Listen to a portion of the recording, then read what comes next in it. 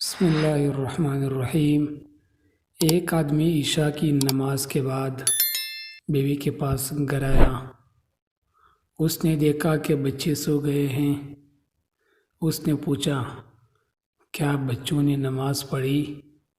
بیوی نے کہا، میرے پاس کھانا نہیں تھا، میں نے ان کو تپک تپک کر سلا دیا، انہوں نے نماز نہیں پڑھی۔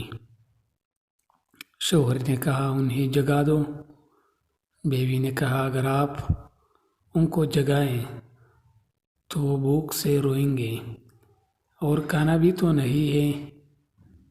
شوہر نے کہا، سنو، مجھ پر فرض ہے ان کو نماز کا حکم دو، ان کی روزی میرے ذمے نہیں ہے، انہیں جگاؤ، ان کا رزق خدا تعالیٰ کے ذمے ہے، اور خدا تعالیٰ فرماتے ہیں، اور اپنے گھر والوں کو نماز کا حکم دو اور اس پر صبر کرو، ہم تم سے رزق نہیں مانگتے، ہم تمہیں رزق دیتے ہیں، اور اس کا آخرت تو تقوی والوں کی ہے۔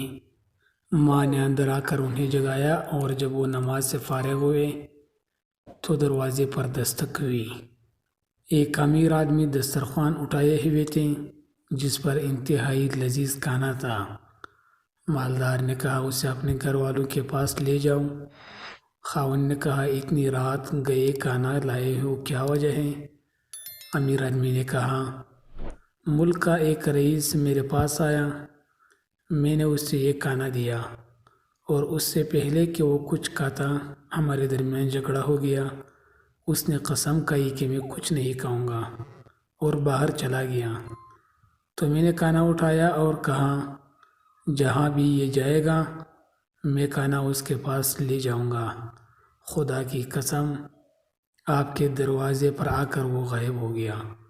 خدا کی قسم، مجھے لگتا ہے کہ وہ مجھے آپ کے پاس کیا لایا ہے۔ جب بندہ دل جمعی اور توکل کے ساتھ رب العالمین کی عبادت کرتا ہے تو اللہ تعالیٰ ہر قسم کے رزق کے دروازے کھول دیتا ہے، پھر وہ رزق اولاد کی صورت ہو، یا مال کی شکل میں ہو، یا منصب و شہرت کی صورت میں ہو، یا حسن و جمال کی شکل میں ہو۔ اللہ تعالیٰ ہر قسم کے دروازے کھول دیتا ہے۔ دوستوں، اگر ویڈیو اچھی لگی ہے تو چینل کو ضرور سبسکرائب کریں، بیل آئیکن کو پریس کریں، ویڈیو کو لائک اور شیئر کریں۔ السلام علیکم۔